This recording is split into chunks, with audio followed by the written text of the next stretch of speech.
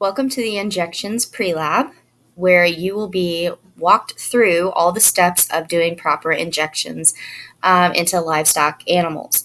Today I'm going to be using a banana. And of course, with any injection lab or any injections in general, you wear gloves.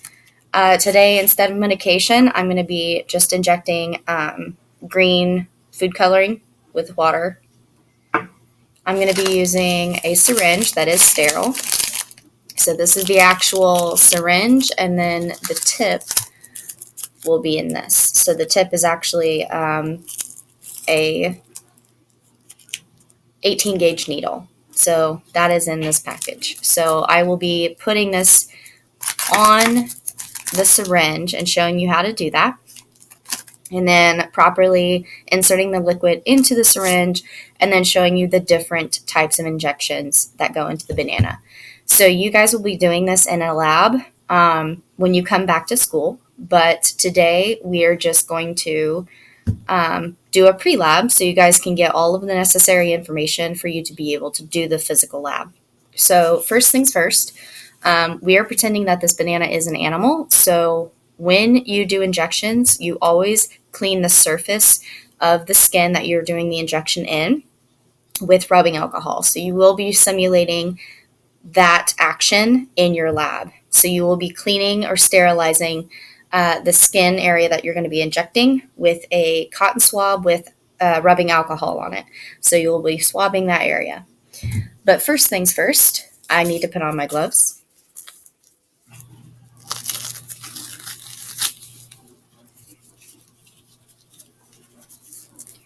So after you put on your gloves, you can get your sterilization stuff. So you pretend this is my alcohol. So I would get a cotton swab, pour the alcohol onto the cotton swab, and then sterilize the area that I'm going to be injecting. So once I've done that, I'm going to get my needle ready. And it is very difficult to do in gloves. And this is sterilized packaging, so I'm actually taking this out of a sterilized package. And do the same thing with the needle. Now when you open the needle, it is actually protected by a cap, so it's not going to poke you. So this is what it looks like when it's taken out. This is the needle, and notice that it is inside a cap. So to actually put this together, this is the syringe. It actually screws in there. So it plugs in and it screws right in. And make sure that that is tight. Don't turn it too much or else you can actually break it. But turn it just so it's tight enough where I can't turn it anymore. And this will not come off. So this is now attached. And what I can do is from here I can get my medicine ready or whatever else I need to do at this time. But what I'm going to go ahead and do is I'm going to withdraw some liquid. So I'm going to remove the cap, and the needle is in there. Again, this is an 18 gauge needle. And the plunger here, there is a vacuum within this syringe. So it is very difficult to pull it back for the first time. So what I'm going to do is you insert the needle into the medication and you draw up some liquid. And at first, because there's a vacuum, it leaves a little bit of space in there at first, simply because there's air in there that has to escape. So what I'm going to do is draw up the medication, the amount that I would need. So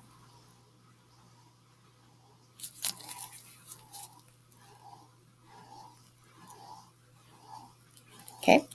So if you look at this, there is an air bubble now in there. You can kind of see it moving around. So I do not want the air bubble in there when I'm injecting medication. So you withdraw enough in there, more than what you need. You tap the syringe and you push it up so you can get the air bubble out.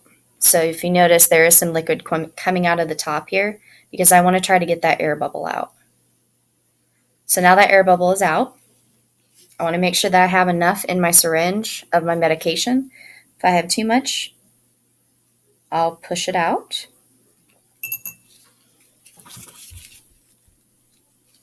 So that is what is in my, see if I can get a brighter light here.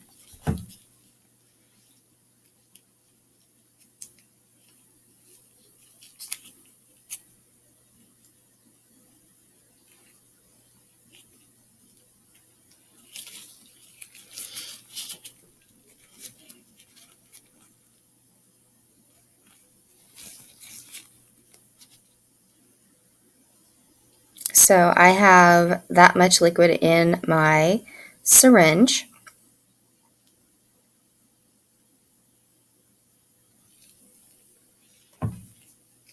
Now, for your lab, you will not need that much in your syringe.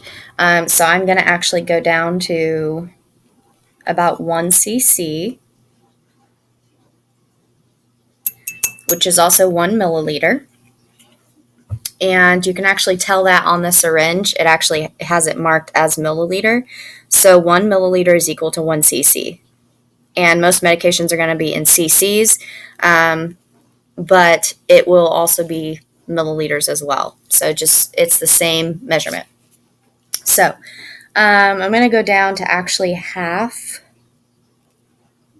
of that just because I don't want it to come out of the banana. Again, you tap, there is an air bubble in there right there. So I'm actually going to tap until I get that out.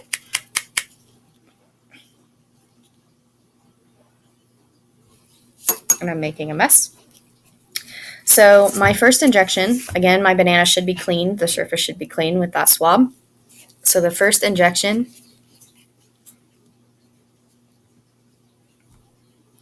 is going to be intramuscular, and intramuscular actually goes at a 90-degree angle.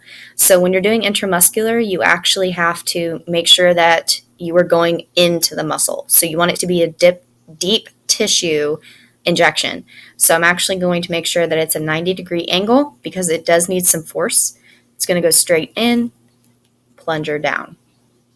So the medication actually goes in and then come up. And because you are injecting into fruit and not skin, the medicine will probably squirt back out at you, which is okay. You can wipe it off. But in an animal, it will not do that.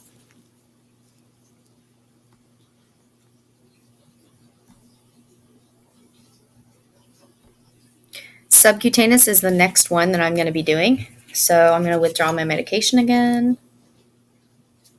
Again, I don't want too much because I don't want a ton to squirt back out at me. Do the little tap to make sure all the air bubbles are out. And this one's actually going to be more at a 45-degree angle. So I'm actually going to be going this way. So it's not quite against the skin. It's going to be up like this, so about half of the 90 degrees here. So that's going to be your subcutaneous. And subcutaneous is actually in the skin. Or under the skin, my bad. So it's under the skin. So I'm going to be injecting underneath the skin of the banana. I don't want to go too deep. So actually, the interesting thing about this is if you go under the skin of the banana, or even an orange, which you guys might practice on, you can actually see the skin raise. So you know you did it right. When you inject right underneath the skin, you can see that skin raise. So that means you did it correctly. The next injection I'm going to be doing is intravenous. Intravenous is in a vein, so it might be deeper than the skin, but it's not going to be deeper than the muscle. So you're going to be going right underneath the skin, and this one is a little bit flatter than the last two. So we went from 90 to 45. This one's going to be slightly less than 45. Again, it's not right against the skin horizontal. It's between the 45 and right against the skin. So it's right about like this. And again, this is intravenous, and this will go in pretty far because you're going to try to hit a vein. So then you will inject and it will come out another hole. Okay, and then my last one is a intradermal injection. Intradermal is actually into the skin. So intradermal is in the dermal layer. So in order to do that, you actually have to do a pretty almost horizontal injection.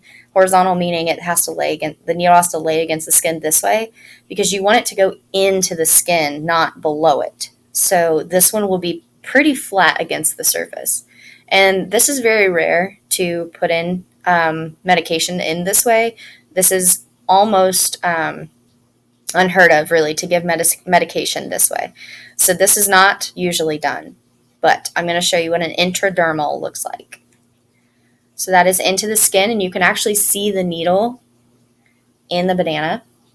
So that's in the banana's skin, and you actually still see the needle. And I'm not going to actually inject because it will just squirt right back out of me. So those are the injections that you would be completing in your lab, and you will remove your gloves. So this is a proper way to remove your gloves, is you grab one with your dirty glove, and you don't ever grab it this way, because if you were doing a real injection, you could still have fluids, medication, blood, whatever on this glove. So you don't want to touch it. It ruins the purpose of the glove.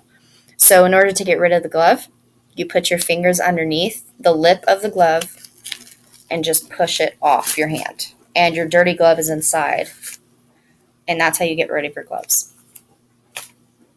Okay, so that is it for the pre-lab for this injection information.